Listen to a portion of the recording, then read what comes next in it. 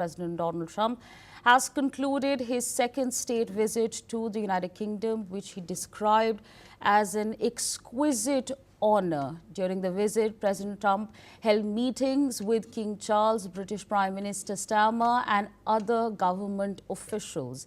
In his historic second state visit, US and the UK made progress on various fronts.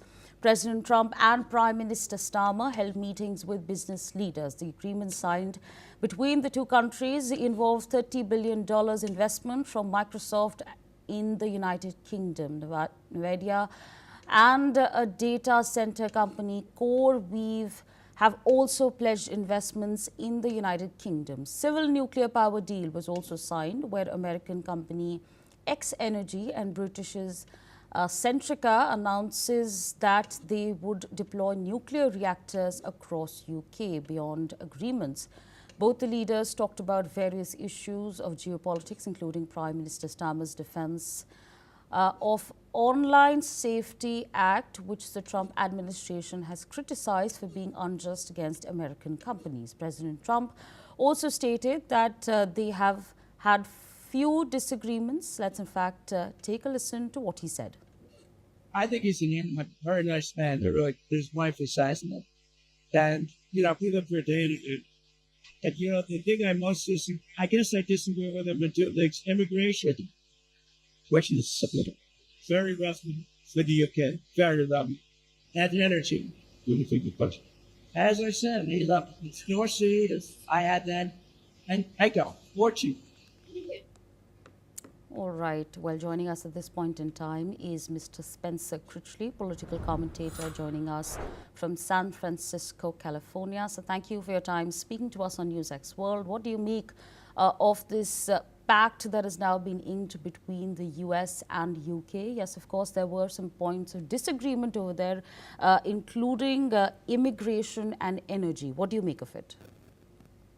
Well, I think it's very early to know what to make of it, until we see some details, starting with how much substance is involved, because while I think Prime Minister Starmer is probably trustworthy on this score in terms of announcing that there's some kind of deal with President Trump, all too often what he hails as a deal turns out to be little more than a press release.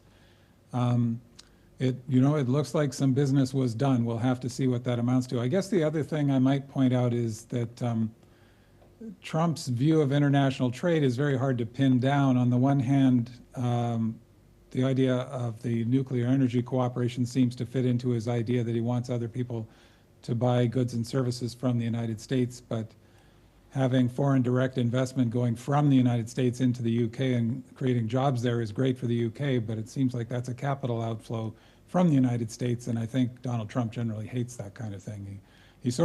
I think his view of international trade amounts to money coming in good, money going out bad.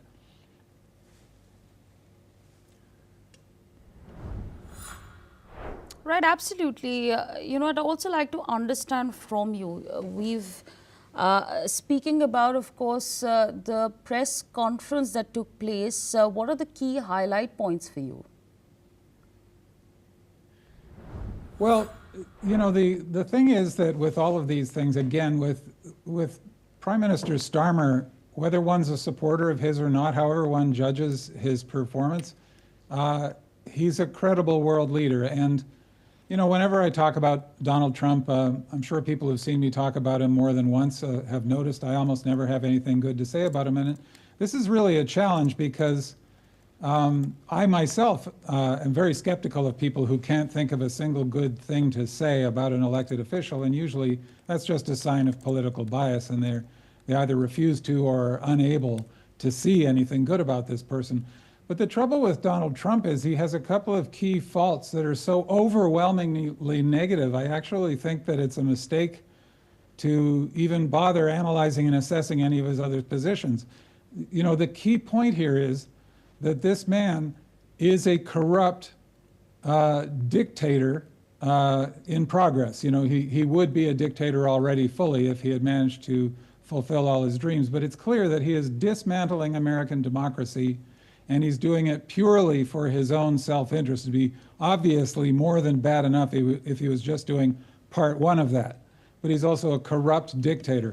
And as part of that, he's just an absolutely pathological liar, and you cannot trust anything that he says. So this is why I really have a hard time commenting on things like this as far as President Trump is concerned. As you know, the people of India have noticed, it's really impossible to have a deal with a person like this.